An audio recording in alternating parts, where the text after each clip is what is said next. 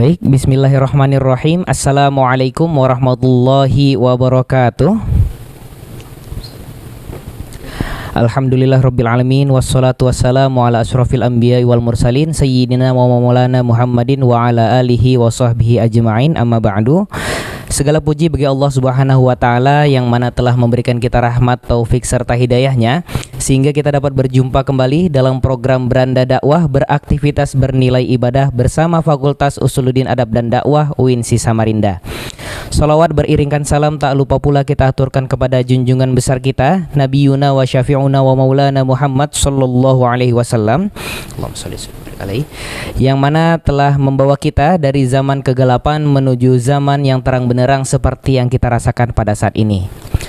Baik pemirsa Beranda Dakwah, alhamdulillah senang sekali rasanya saya Muhammad Akmal Ghifari dapat membersamai kembali pemirsa Beranda Dakwah dalam program Beranda Dakwah beraktivitas bernilai ibadah.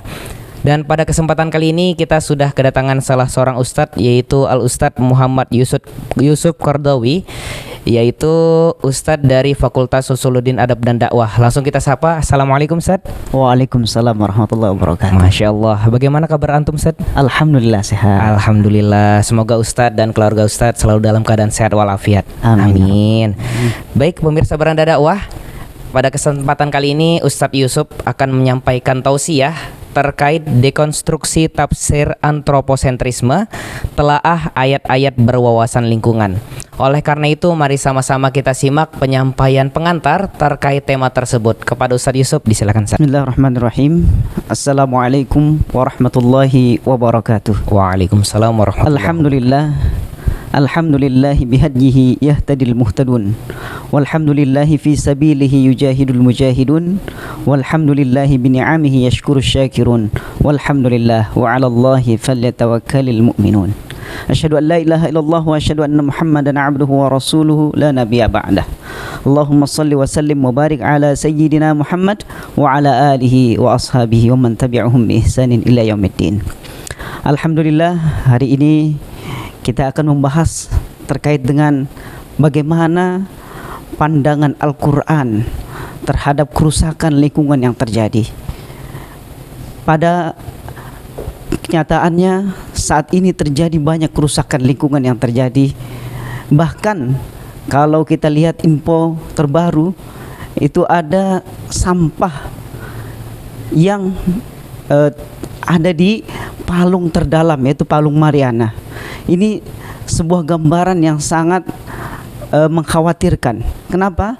Karena ini adalah gambaran bagaimana manusia pada era saat ini mulai kehilangan kepeduliannya terhadap lingkungan.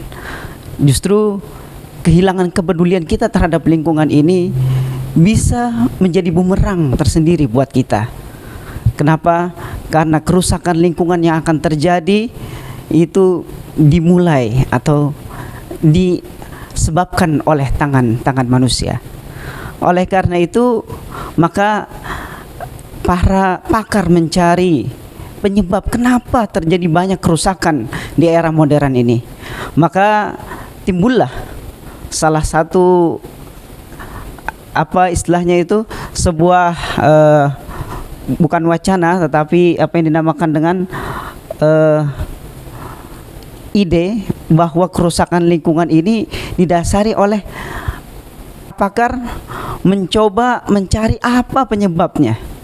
Maka salah satu penyebab yang mereka temukan adalah pola pikir manusia abad modern. Bahkan sebelum abad modern juga pola pikirnya sebenarnya sudah ada, tetapi di era modern ini pola pikir ini atau etika lingkungan yang ada pada era modern ini, inilah yang disebut dengan antroposentris. Antroposentris ini disinyalir sebagai penyebab utama dari terjadinya kerusakan lingkungan. Oleh karena itu, maka Islam ingin menjawab. Kenapa Islam ingin menjawab? Karena para pakar mengatakan atau dalam tanda kutip menuduh bahwa agama-agama monoteis itulah agama-agama yang mengusung antroposentrisme. Nah, salah satunya itu adalah agama Islam. tuduhan terhadap agama Islam. Oleh karena itu, saya kira kita perlu untuk mengkaji ayat-ayat yang mana yang mereka tuduhkan bahwa agama Islam adalah agama yang memiliki etika lingkungan, etika antroposentrisme ini. Saya kira cukup. Masya Allah. Terima kasih Ustaz. Ya, tentang pengantar tadi cukup luar biasa, pemirsa, bahwasannya ternyata pemikiran-pemikiran orang-orang di luar sana menganggap bahwa Islam yang menyebabkannya, Ustaz ya. Ya, bukan Islam saja tapi agama monoteis. Agama monoteis yang salah satu di dalamnya agama Islam. Benar. Nah, oleh karena itu dalam kesempatan kali ini Ustadz Yusuf akan memberikan sedikit, mungkin lebih banyak lagi ya, terkait ayat-ayat yang menyatakan atau menjawab pertanyaan tersebut, Ustadz ya. Ya. Oleh karena itu buat pemirsa Beranda Dakwah jangan kemana-mana. Setelah ini Ustadz Yusuf akan menyampaikan kembali tausiahnya terkait dekonstruksi tafsir antroposentrisme. Jadi jangan kemana-mana, tetap di Beranda Dakwah, beraktivitas bernilai ibadah bersama Fakultas Usuluddin Adab dan Dakwah.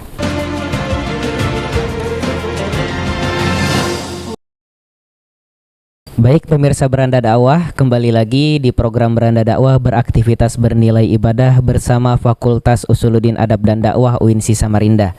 Di segmen awal tadi, Ustadz Yusuf telah menyampaikan pengantar terkait mengapa diangkat tema dekonstruksi tafsir antroposentrisme, telaah ayat-ayat berwawasan lingkungan, yang mana dari pengantar beliau tadi telah menyampaikan bahwasannya banyak orang-orang barat khususnya yang berpandangan bahwasannya salah satu penyebab kerusakan lingkungan adalah pemikiran antroposentrisme dari agama-agama monoteisme. Oleh karena itu Ustadz akan melanjutkan kembali penyampaian tausiah terkait tema ini. Oleh karena itu mari sama-sama kita simak penyampaian dari Ustadz Yusuf. Ustadz, silakan Ustadz. Baik, di awal tadi saya sudah sampaikan bahwa banyak penyebab terjadinya kerusakan lingkungan. Maka salah satu penyebabnya hasil dari penelitian para peneliti bahwa salah satu penyebab yang paling utama itu adalah dari kesadaran atau pikiran. Kenapa lahir dari kesadaran dan kepikiran? Itu lahir dari agama-agama, ajaran-ajaran agama, khususnya agama monoteis. Itu setidaknya yang dikatakan oleh seorang pakar yang namanya Toynbee. Dia mengatakan bahwa agama ini menyebabkan orang kehilangan sikap hormat terhadap alam.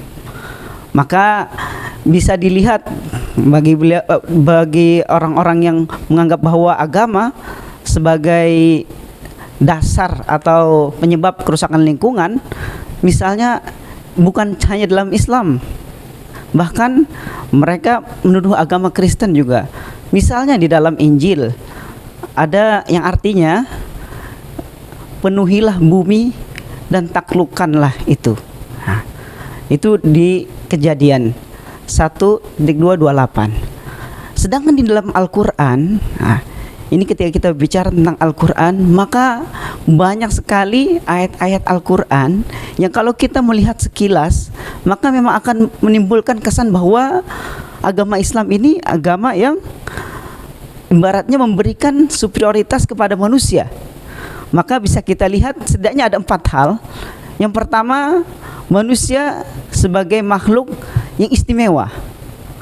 Yang kedua, bahwa manusia ini adalah makhluk yang Allah Subhanahu wa taala berikan akal. Dan yang ketiga, bahwa manusia memiliki kekuasaan terhadap alam. Dan yang terakhir, bahwa manusia adalah khalifah di muka bumi. Pada poin yang pertama tadi, yaitu terkait bahwa manusia adalah makhluk yang istimewa, maka ini bisa dilihat dalam ayat Al-Quran, walaqad khalaqnal insan, bukan laqad ya? Iya, laqad. Langsung ya, Pak. Iya. Laqad khalaqnal insan fi ahsani taqwim. Kemudian juga ada ayat lain, walaqad karramna bani Adam wa hamalnahum fil barri wal bahr. Ini terkait dengan poin pertama, yaitu bahwa manusia adalah makhluk yang ahsanit taqwim. Tetapi ulama mencoba menafsirkan, bukan mencoba tapi telah ulama telah menafsirkan bahwa yang dimaksud ahsanit taqwim ini adalah terkait dengan fisik, bahwa kita menjadi manusia yang paling baik atau makhluk, bahwa kita menjadi makhluk terbaik itu karena kita bukan hanya karena fisik kita saja, tetapi karena ada dua hal, yaitu amaliyah dan keimanan.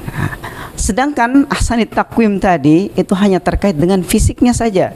Jadi kenapa? Karena kita punya tangan untuk menggenggam, kita punya telinga untuk mendengar, mata untuk melihat, dan berdiri kita bisa tegak. Ini mungkin tidak dimiliki oleh binatang atau makhluk-makhluk lain selain manusia. Maka poin pertama bahwa manusia sebagai ahsanit taqwim ini setidaknya dibantah oleh ulama bahwa tidak serta-merta ketika kita ada sebagai ahsanut taqwim bahwa kita adalah orang yang berkuasa, orang yang paling hebat gitu. Tidak, tapi kita hanya sekedar fisik kita yang terbaik. Adapun kepribadian kita atau secara keseluruhan manusia itu ditentukan bukan hanya dari fisiknya, tetapi ditentukan oleh dua hal tadi yang sudah saya sebutkan. Itulah yang menyebabkan manusia bisa tinggi atau justru bisa rendah daripada binatang. Apa tadi? Yaitu keimanan dan amal saleh. Itu yang akan menentukan seseorang akan tinggi ataupun rendahnya. Udah? Iya. Boleh. Kedua atau boleh dilanjut dah Pak Ustaz? Mengapa? Lanjut ya ini. Boleh. Adapun ayat kedua atau poin kedua yaitu tentang bahwa manusia ini adalah makhluk yang berakal. Itu banyak sekali ayat Al-Qur'an yang menggambarkan bahwa manusia ini sebenarnya adalah makhluk yang berakal. Afala ta'qilun.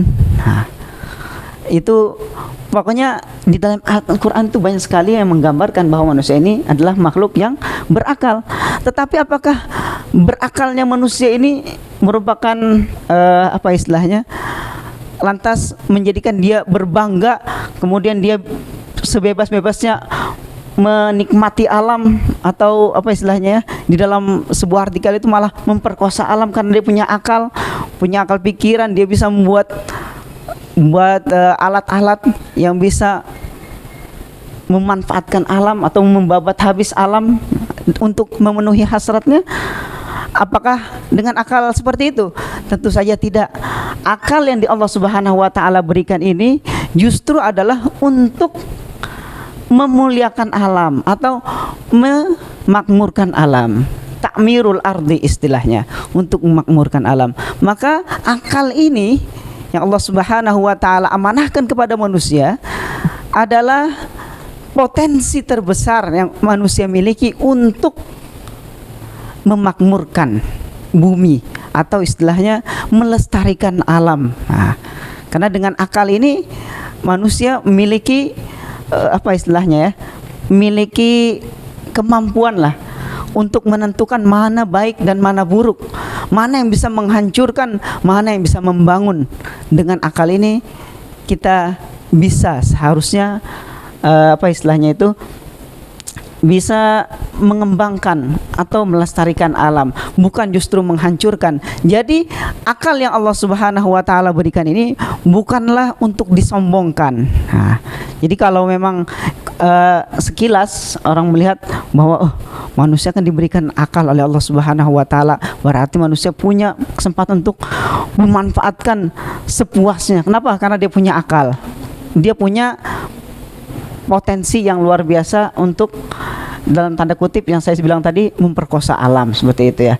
Oleh karena itu, maka akal di sini bahkan menurut Harun Nasution adalah justru untuk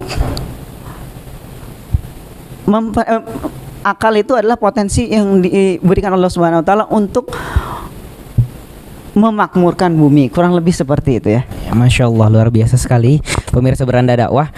Dari penyampaian Ustadz tadi cukup bisa kita tangkap sedikit bahwasannya Al-Quran ini sudah menjawab pertanyaan-pertanyaan dari orang-orang yang berpandangan bahwasannya Islam maupun agama monoteisme tadi menyebabkan pemikiran-pemikiran yang dapat merusak alam. Akan tetapi di Al-Quran tadi sudah Ustadz sampaikan Ustadz ya, terkait bahwasannya kita diberikan akal, kemudian kita diberikan juga fisik yang sempurna, bukan untuk merusak, akan tetapi memanfaatkannya dan juga menjadikannya alam ini menjadi lestari dan juga menjadikan alam ini untuk bisa kita manfaatkan dengan bijak. Oke, pemirsa Beranda Dakwah, nanti kita akan kembali lagi untuk menyampaikan tausiah lanjutan terkait dekonstruksi tafsir antroposentrisme.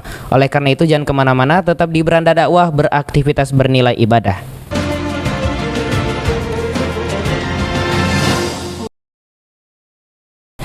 Baik pemirsa Beranda Dakwah, kembali lagi di program Beranda Dakwah, beraktivitas bernilai ibadah bersama Fakultas Usuluddin Adab dan Dakwah UINSI Samarinda.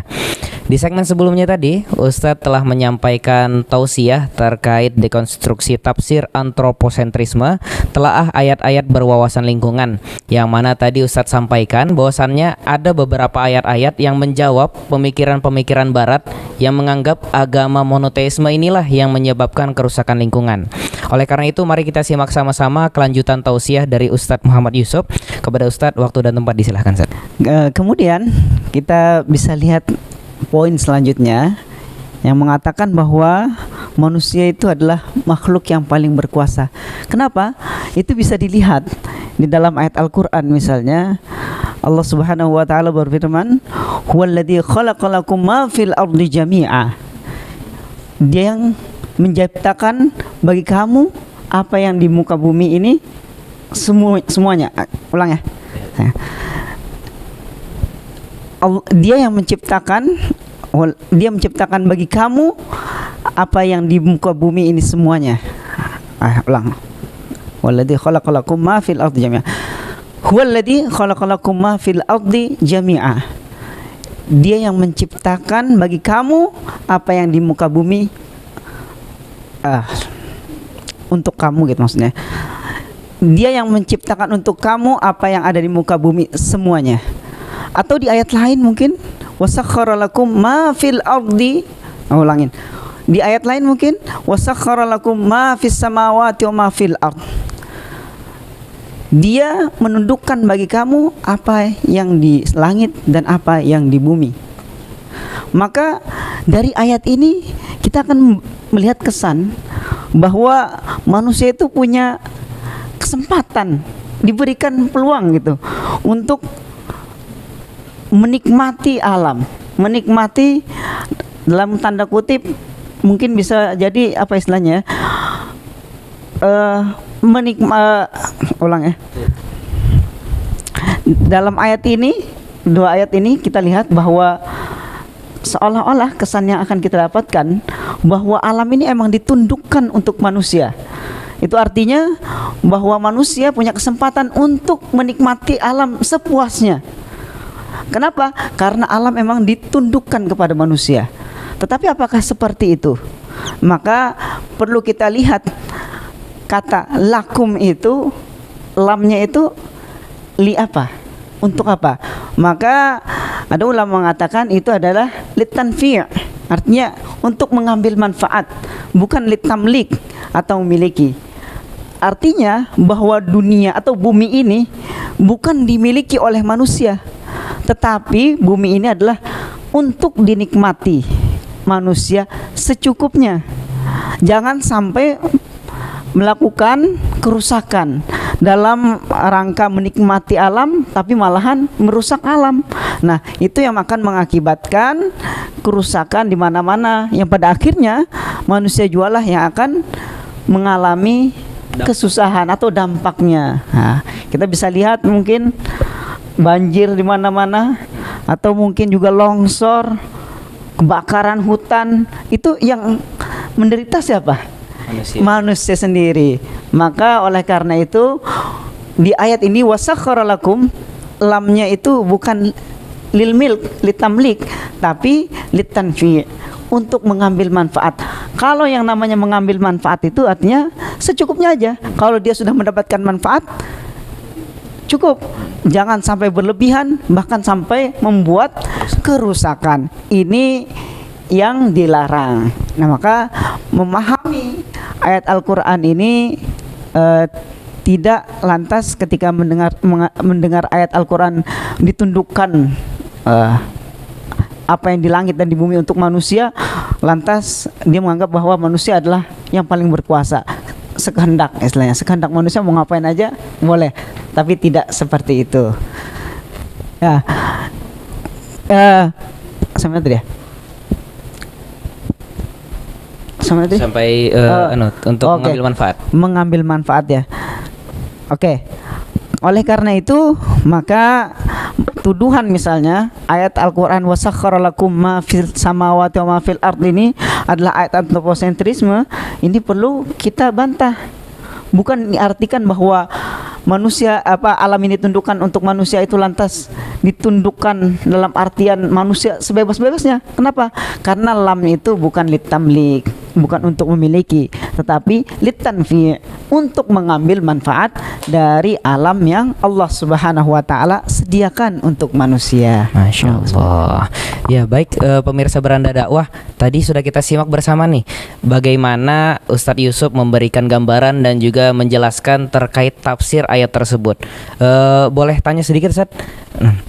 Di ayat tadi kan juga menjelaskan bahwasannya kita lam yang tadi ada di ayat lakum itu untuk mengambil manfaat, Ustaz. Ya. Berarti kita tidak boleh mengambil secara berlebihan, Ustaz ya. Ya. Akan tetapi bagaimana kita untuk mengingatkan orang-orang di luar sana, Ustaz, terkait ayat ini? Mungkin boleh Ustaz jelaskan, Ustaz, karena banyak orang-orang yang menganggap bahwasannya bumi ini diciptakan karena kita, berarti kita harus berhak mengambil apa yang kita mau gitu, Ustaz. Oke. Mungkin kita akan teringat dengan satu ayat lainnya. Waharul fasadu fil barri wal bahr bima kasabat aydin nas. Terjadinya kerusakan di muka bumi ini akibat apa? Akibat aydin nas, tangan-tangan manusia. Itunya artinya apa? Bahwa ketika dia memahami ayat Al-Quran tadi, bahwa alam ini untuk manusia, lantas dia melakukan kerusakan-kerusakan atau mengambil manfaat secara berlebihan, maka apa yang akan terjadi? Maka yang akan terjadi adalah kerusakan demi kerusakan akan terjadi. Nah, untuk mengingatkan, maka kita harus sadarkan bahwa alam yang Allah Subhanahu wa taala amanahkan kepada kita ini harus kita jaga, harus kita rawat. Maka dalam beberapa tafsir itu mengatakan bahwa menjaga alam, hifzul bi'ah, itu merupakan bagian dari syariat Islam. Salah satunya adalah Ibnu Ashur, ya, Ibnu Ashur dalam kitab At-Tahrir wa Tanwir, beliau mengatakan bahwa menjaga alam atau ta'mirul ard, makmurkan bumi ini bagian dari syariat Islam. Jadi saya kira kalau ada orang-orang yang berpikiran bahwa kita adalah memiliki kebebasan untuk menikmati alam sebebas-bebasnya, perlu dipikirkan ulang. Kenapa? Karena kalau sampai tadi kerusakan, itu yang akan mengenai dampaknya akan kena kepada kita sendiri. Dan lagi-lagi bahwa pemahaman terhadap ayat Al-Quran tadi tidak bisa serta-merta kita kita ambil begitu saja. Perlu pemahaman dari bagaimana para mufassir menafsirkan ayat tersebut ya. Oh iya, Masya Allah, luar biasa sekali. Baik pemirsa Beranda Dakwah, tadi Ustadz Yusuf telah menjabarkan juga terkait apa yang tadi Akmal tanyakan. Oleh karena itu buat pemirsa yang ingin bertanya bisa langsung saja bertanya di nomor telepon kita di 0852 8961 0044, dan kita akan kembali lagi di segmen selanjutnya untuk menjawab pertanyaan dari pemirsa Beranda Dakwah. Oleh karena itu jangan kemana-mana, tetap di Beranda Dakwah, beraktivitas bernilai ibadah bersama Fakultas Usuluddin Adab dan Dakwah UINSI Samarinda.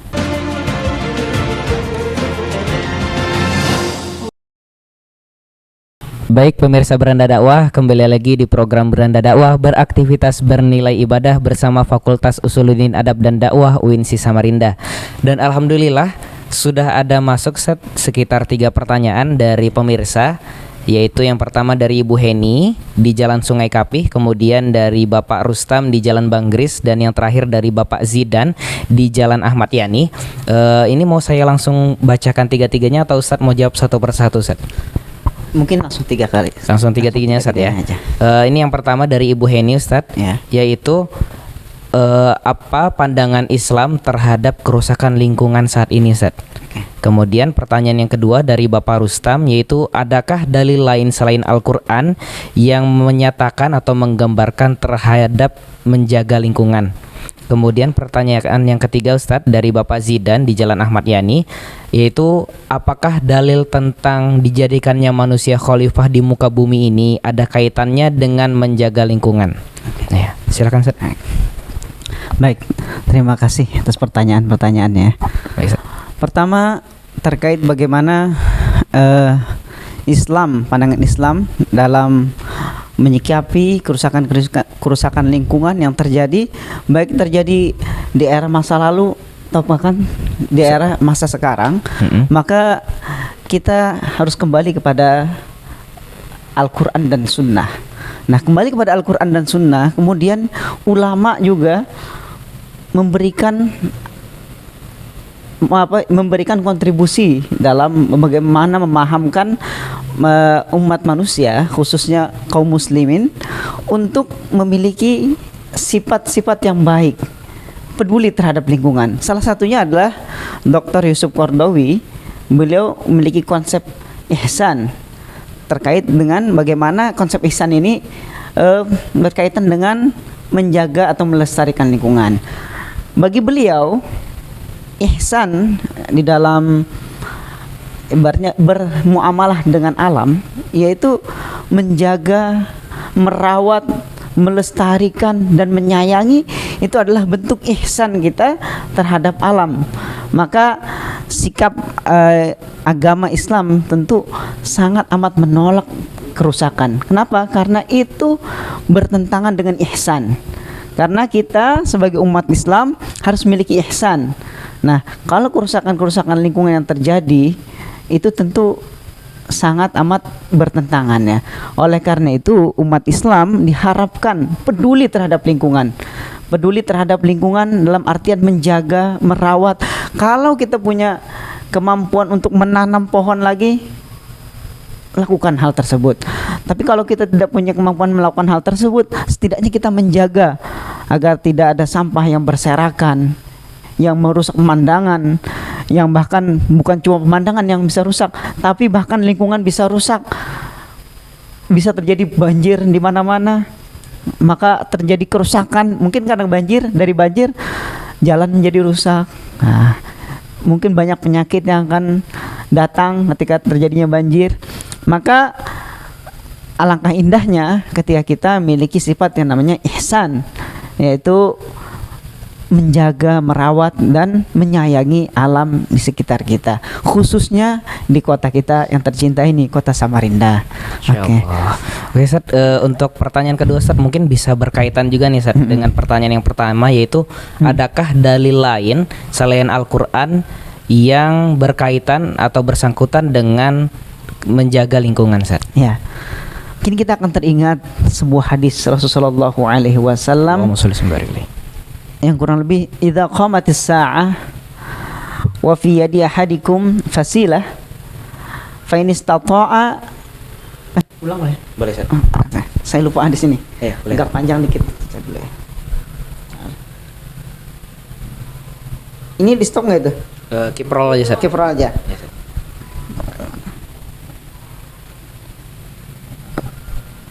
Oke. Kita mungkin akan teringat sebuah hadis Rasulullah SAW. Beliau bersabda, idza qamatis sa'ah wa fi yadi ahadikum fasilah fa in istata'a an la yaqum hatta yaghrisaha falyagrisha. Yang artinya adalah seandainya terjadi kiamat, kemudian di tangan kita ada tunas, dan belum terjadi kiamat itu terjadi, masih sempat untuk tanam aja. Itu artinya apa? Peduli terhadap lingkungan. Kita menyayangi agar tetap lestari tempat kita. Jadi tanaman kan memperindah. Selain memperindah, tanaman itu apa? Menghalangi terjadi kebanjiran, mungkin kalau pohon-pohonan kan. Bahkan memberikan kita kesejukan dan lain sebagainya. Ini bagaimana Rasulullah SAW menggambarkan kita peduli terhadap lingkungan, kita menjaga lingkungan kita agar tetap asri. Padahal itu terjadi apa istilahnya di masa-masa injury time lah, masa-masa sudah hampir habis umur dunia ini, sebentar lagi kiamat gitu. Tapi masih ada sesuatu yang bisa kita tanam. Nah, ini menunjukkan bahwa Islam begitu peduli terhadap lingkungan. Nah, itu bukan malah dihancurkan, bukan malah ditebang tanpa perhitungan ya. Kalau ditebang tapi masih dalam perhitungan, masih hal wajar, itu masih istilahnya dimaafkan, masih bisa memang buat manfaat kita. Tapi kalau sudah berlebihan dan bahkan bisa mengakibatkan kerusakan, mengakibatkan bencana, itu yang kita hindari. Kita apa istilahnya, kita tidak inginkan lah hal tersebut terjadi. Masya Allah. Kemudian Ustaz, ini pertanyaan yang ketiga Ustaz, ini terkait apakah dalil tentang diturunkannya manusia sebagai khalifah ada kaitannya dengan menjaga lingkungan Ustaz? Baik, terkait dengan khalifah, maka perlu kita mengkaji dari penafsir para ulama, para mufassir, ulama tafsir, mufassir. Maka salah satunya mungkin bisa kita ambil contoh dari kitab tafsir At-Tahrir wa Tanwir. Di sana beliau menyebutkan bahwa Allah Subhanahu wa taala menciptakan manusia sebagai khalifah ini ada tujuannya. Nah ini erat kaitannya dengan pembahasan kita hari ini, yaitu dalam tafsirnya kalau kita buka, maka di situ disebutkan adalah ta'mirul ard, memakmurkan bumi. Pesan ini harus disampaikan dari generasi ke generasi. Menurut beliau seperti itu. Karena kita sebagai khalifah, maka khalifah itu artinya kita menjaga, sebagai orang yang diamanahi untuk menjaga, merawat bumi ini. Maka kalau kita lihat terkait dengan khalifah, maka bisa kita buka tafsir yang saya sebutkan tadi. Di sana pesannya sangat agung. Pesannya itu adalah untuk menjaga bumi, bukan malah menghancurkan bumi. Ini saya kira bahwa khalifah dimaknai bukan sebagai penguasa, tetapi sebagai orang yang diamanahi untuk menjaga bumi, merawat bumi, mendesain sedemikian rupa agar bumi tetap lestari. Kurang lebih seperti itu ya. Masya Allah. Terima kasih Ustaz atas jawaban tadi Ustaz. Semoga jawaban dari Ustadz Yusuf tadi bisa menjawab pertanyaan-pertanyaan dari pemirsa. Dan kita juga mohon maaf apabila ada pertanyaan yang belum sempat kita banyak bacakan dan kita tanyakan. Setelah ini di segmen selanjutnya nanti kita akan simak bersama-sama penyampaian kesimpulan dari Ustadz Yusuf. Oleh karena itu jangan kemana-mana, tetap di Beranda Dakwah, beraktivitas bernilai ibadah bersama Fakultas Usuluddin Adab dan Dakwah UINSI Samarinda.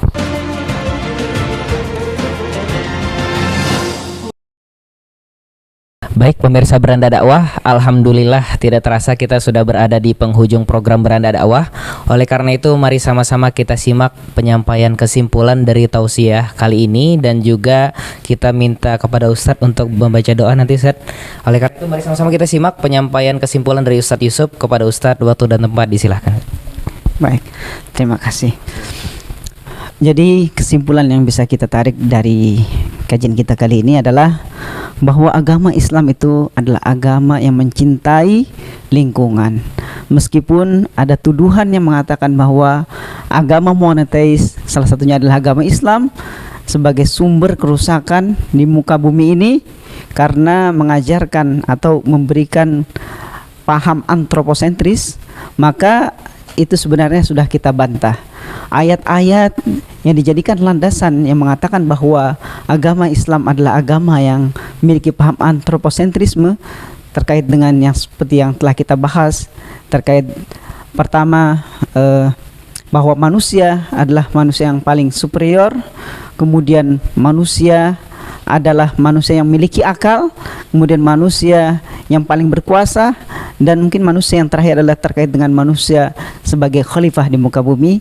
Ayat-ayat tersebut ternyata jika kita tafsirkan atau kita membuka kitab-kitab tafsir yang otoritatif, maka kita akan menemui bahwa penafsiran terhadap ayat-ayat tersebut justru berbanding terbalik dengan tuduhan yang dilayangkan kepada agama Islam. Justru ayat-ayat tersebut menunjukkan bahwa Islam sangat amat peduli terhadap lingkungan. Bahkan agama Islam menganjurkan umatnya untuk menjaga dan menyayangi lingkungan alam, menjaga dunia ini, menjaga alam semesta ini. Oke, baik, mungkin itu kesimpulan yang bisa kita ambil dari kajian kita hari ini. Mari kita bersama-sama membaca doa. Bismillahirrahmanirrahim.